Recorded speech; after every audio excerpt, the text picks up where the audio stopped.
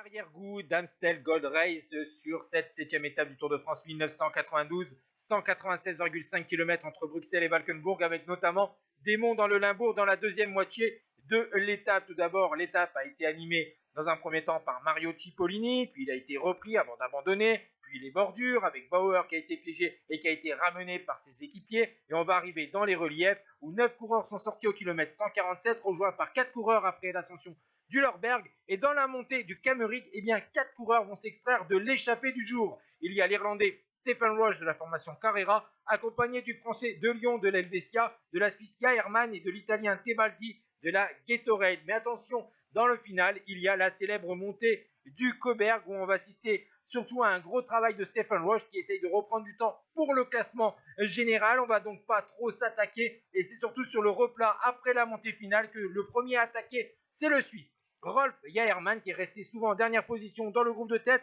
Il va être contré par Stephen Roche, puis De Lyon va revenir sur l'Irlandais dans le dernier kilomètre.